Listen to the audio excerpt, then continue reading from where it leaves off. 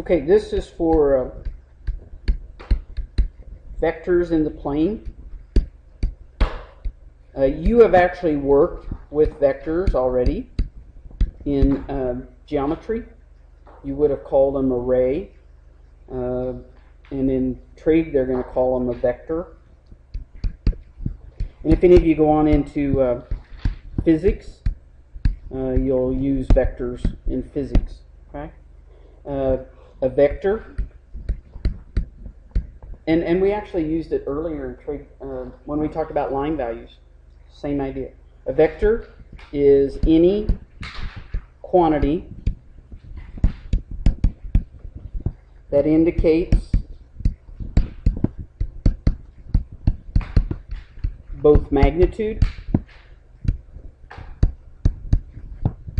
and direction.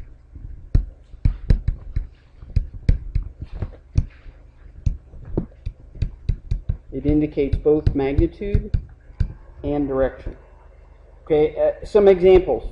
Okay, if I say the wind is blowing 5 miles northeast, the 5 miles would be the magnitude. The direction would be the northeast. If I say I'm pressing down on this book with 10 pounds of pressure down, okay, so that's an example of a vector. If I have like a pressure of 10 pounds, that's a magnitude, and my direction is downward. So that's both a magnitude and a direction. If I say I'm flying in an airplane, it's got a velocity of 400 miles per hour, due north. Okay, the 400 miles per hour, that's the magnitude. The due north, that's the direction. So these are just maybe 3 examples, okay, of vectors. Okay. The other term that we'll talk about a little bit is a scalar. Okay. I think we might have talked about that a little bit in pre-calc. Scalar is a magnitude.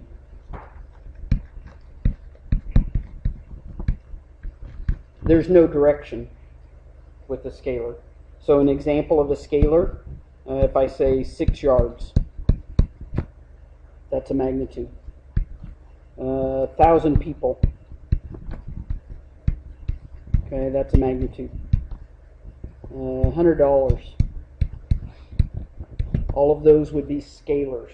It's a magnitude, but no direction. Okay. A vector is a directed line segment.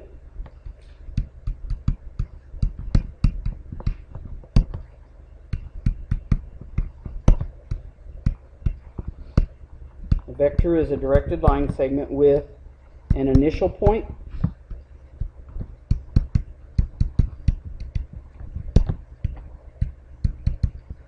and a terminal point.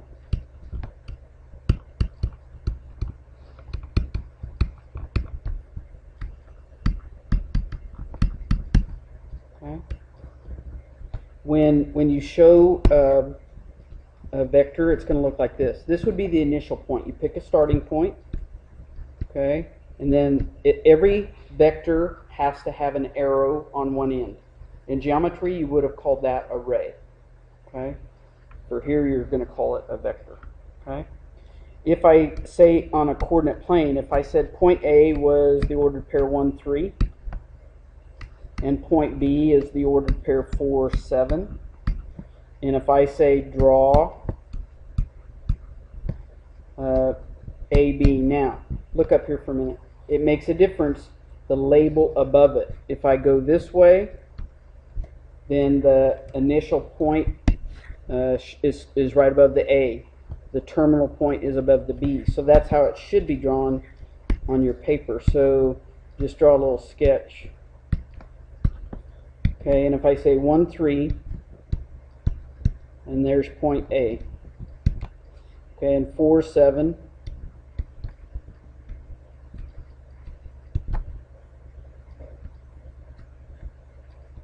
Okay, and there's B. Okay. Now the way you draw it makes so it's got to be A to B. Okay, so the arrow's got to be on the B. Okay.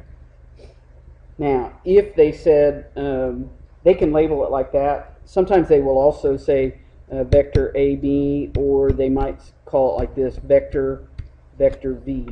Okay, they might choose a one-letter thing for the vector. If I ask you to solve for vector V, the magnitude of it, okay, then you would just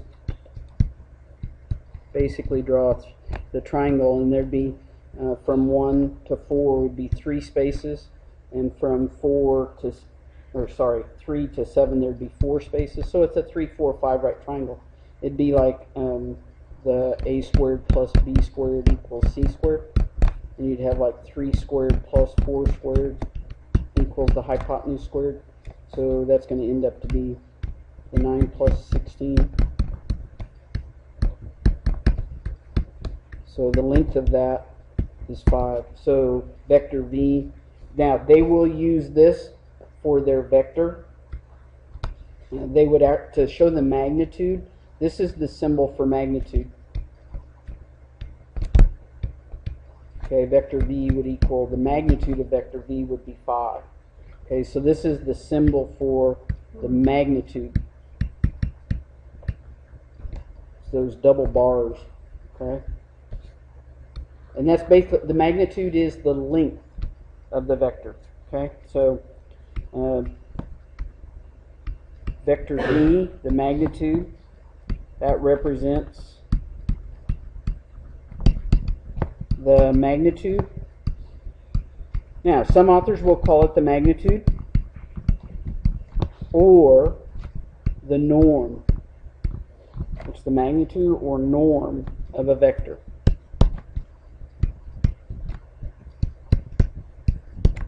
And the magnitude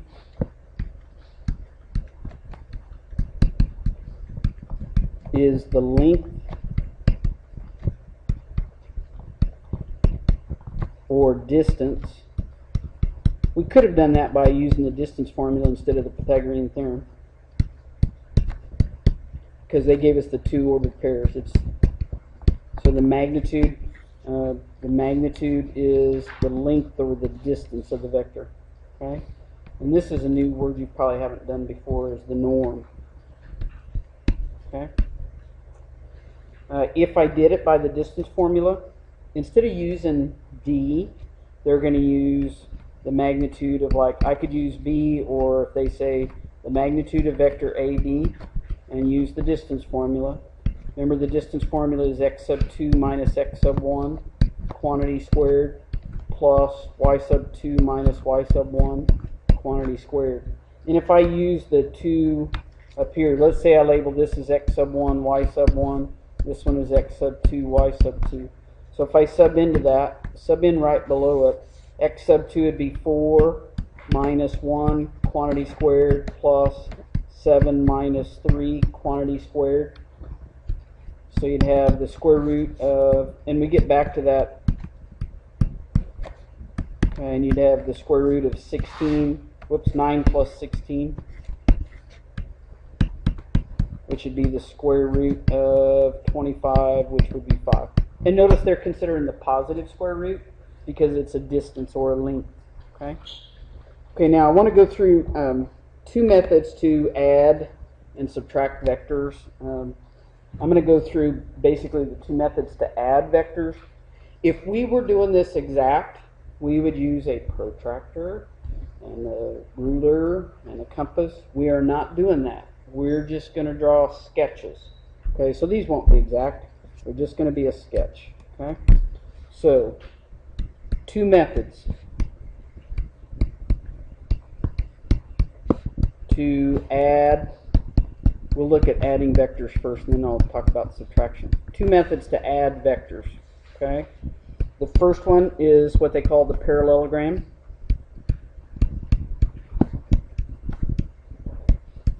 Okay, the parallelogram method. And the second one is the point-to-point method.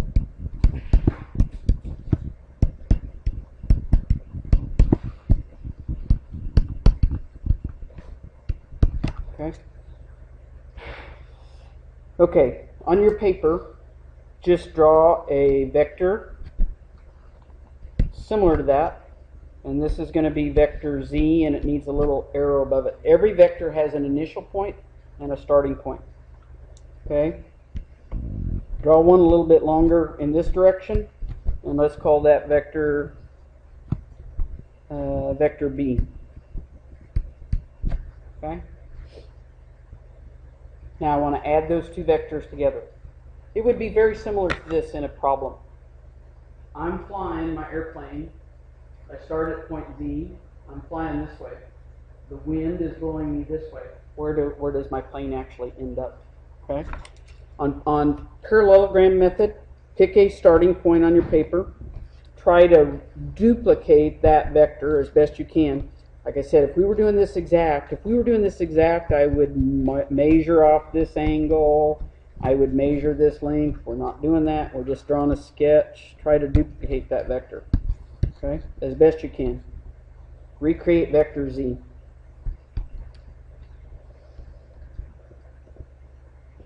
Okay. Parallelogram method. Okay, we're going to take this vector. Okay, recreate that vector, and the starting points are going to go right on top of each other. So my vector b is going to go about like that. Okay, so this would be my vector z. This would be my vector b. Okay, and now parallelogram method, you basically look at this and say, okay, parallel to this. Okay, I'm going to do another one over here, and then parallel to this. I'm going to draw another one over here. Okay.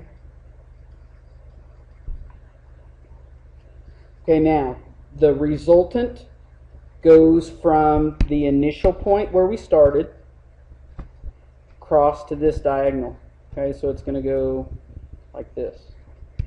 Okay, and that is vector z plus vector b.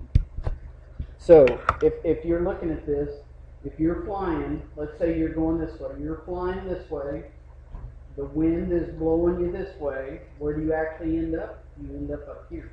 Okay? Okay? The resultant, it's critical on all these that you have an arrow on your resultant. Okay?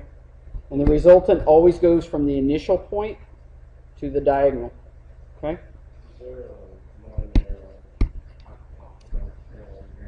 You can put an arrow here, that's alright. Yep. Okay? Everybody okay with that one?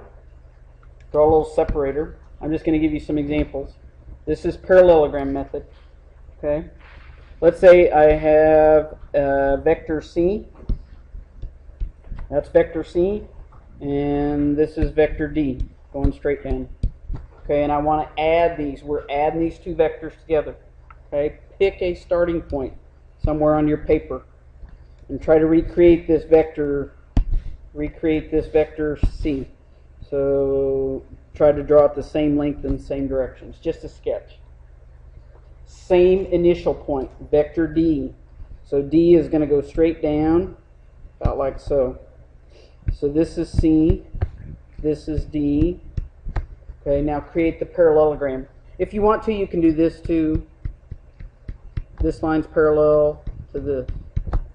Okay. The resultant goes from this initial point across to the diagonal and an arrow. So that is the C, vector C plus D. Okay. So they would actually give us a length when we're actually solving. What's that? They would actually give us a length for the vectors. You know, They're just going to draw a sketch of it in the book, and you do the same thing you did here. Okay. Okay. Everybody okay with that one? So same idea. If you were rowing in a boat, you're rowing towards sea. You're rowing this direction. The currents come in this direction. Where does your boat actually end up? Down here. Okay. The resultant. Okay. Okay. Another example. Say I give you E. This is vector E. This is vector F. A little bit longer in that direction. Okay. I want 2e plus 3f. That 2 is a scalar, that 3 is a scalar. 2e, so pick a starting point. 2e, so I'm going to go, here's 1, everybody watch. There's 1, there's 2. Okay. F, same starting point.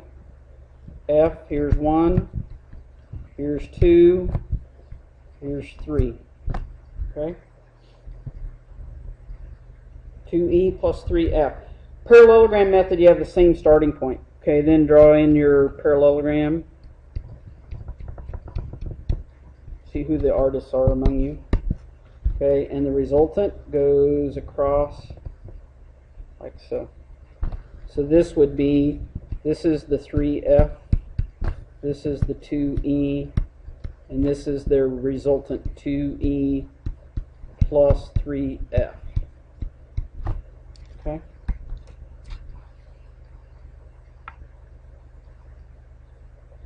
When we write those.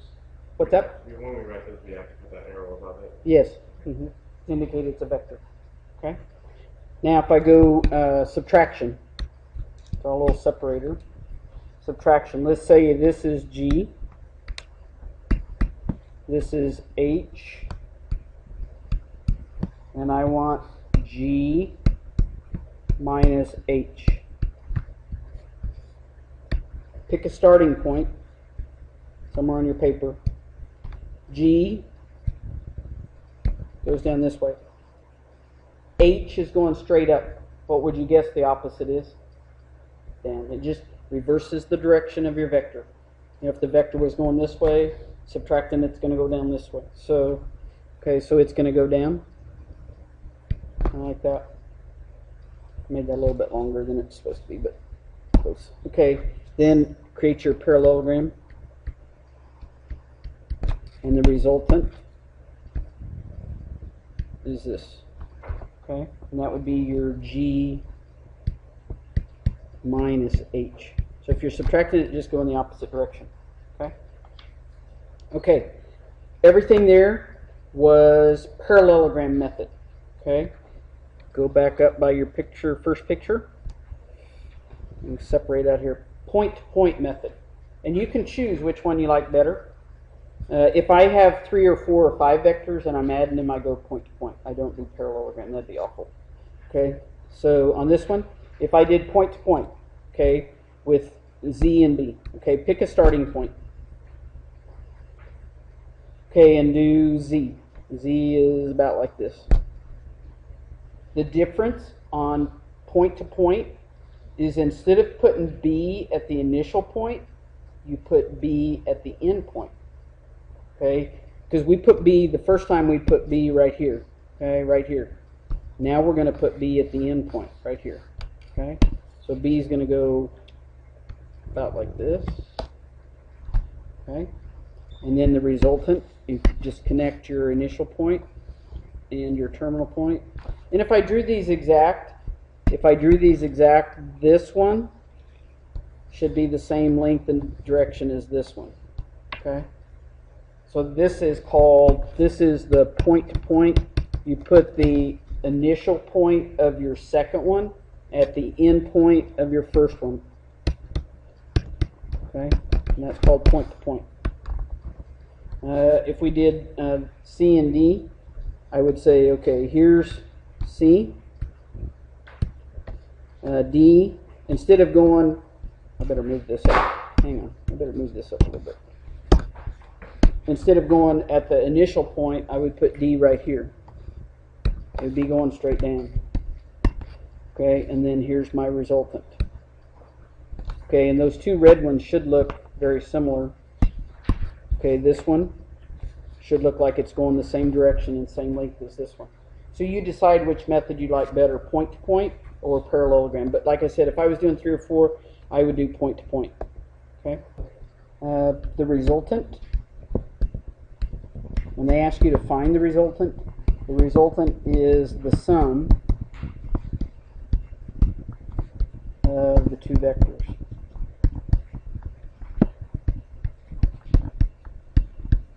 and they're going to ask you to find the magnitude. So basically they're asking you to find the length of the x and y components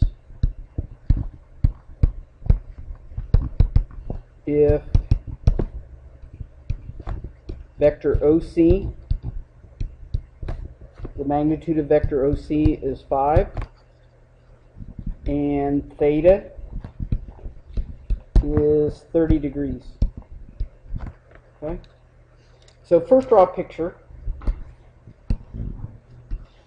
Now when they're doing O is at the origin. That's your origin point. Okay? And they're basically saying rotate 30 degrees. We're back in standard position. Rotate up 30 degrees, so go about 30 degrees. That's a little too high. Hang on, I can do better than that.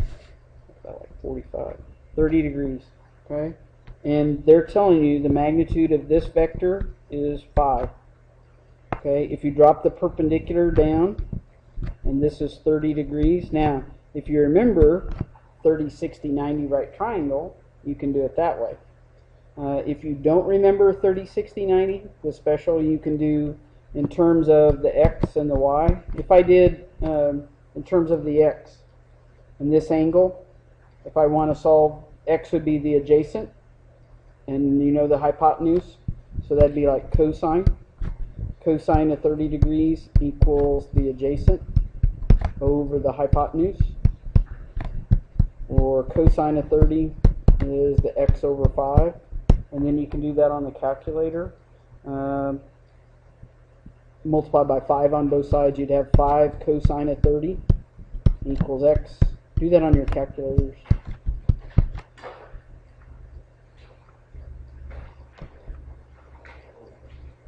Make sure you're in degree mode.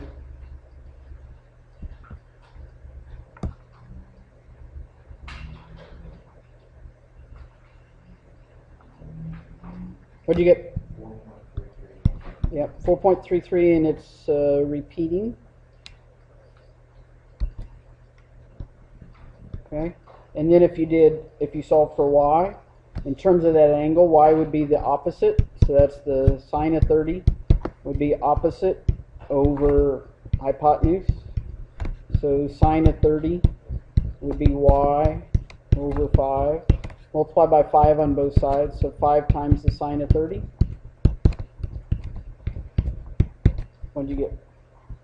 2.5. Now, if you did the 30, 60, 90, because of what they give you here, remember if they give you the hypotenuse, the shorter leg is half that, so that'd be the 2.5. The longer leg is 2.5 times the shorter leg. So check on your calculators. 2.5 times radical 3. You get the 4.33? Take 2.5 times radical 3. You get 4.33? Yeah. So that's another way. You don't have to work it this way.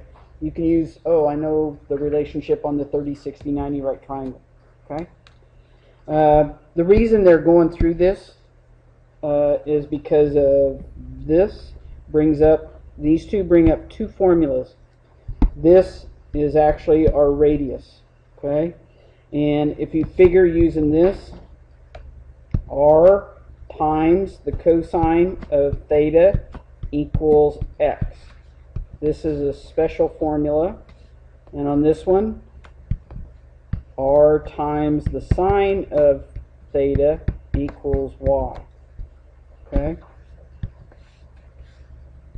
Those are two special formulas, and Pythagorean theorem, x squared plus y squared equals r squared.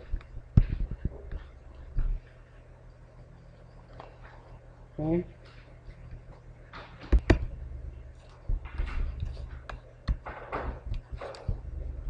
Okay? If they said find the magnitude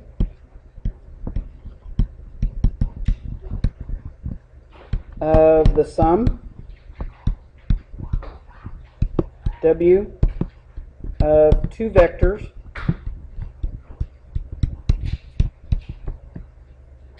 The two vectors are vector u. The magnitude of vector u is 6, and the magnitude of vector v is 9. If the angle between them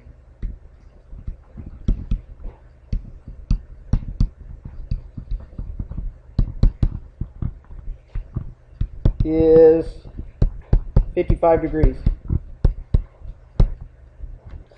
Okay. So just pick a starting point. Figure about a 55 degree angle. Okay, and u is 6 magnitude of each vector, and they're giving you the angle in between. So we're just drawing a sketch. U is the shortest vector, so let's let this be the u, and let's let this be the v. Okay, and the angle in between them is 55. Okay, now draw and I'm going to use parallelogram method because of the way I've drawn these together. So if I draw my parallelogram, and what I really want to figure is the resultant, and the resultant goes from the initial point across that diagonal. Okay, this and they're using the resultant as w. Okay, now if we solved just the way it is, if you solve just we've got basically we've got side, angle, side, but if you solve using the law of cosines, you'd actually be solving for this diagonal, and that's the wrong one. So what you need to do is say, okay, as an example, if this is v is 9, then this is also 9. Okay, if this is 6, then this is also 6. Okay, and basically I'm going to use the law of cosines, and what I really need to do is figure this angle. Okay, then if I use side, angle, side, and I can solve for the side opposite that angle. So that angle, remember, in a parallelogram or a quadrilateral, you got 360 degrees. If this is 55, then this is also 55. 55 and 55 would be 110. Subtract, you get 250, and then take half of that. Okay, so 250 and divide that by 2, you're going to get 125. So this angle appears actually 125. Okay, so now we've got side, angle, side, and we can solve for the side opposite that angle. So I guess I better not put an arrow in there. It's going to look like a vector. Okay, so it's very similar to the law of cosines. It's actually the magnitude of w, the vector w, squared equals the magnitude of vector u squared plus the magnitude of vector v squared minus 2 times their product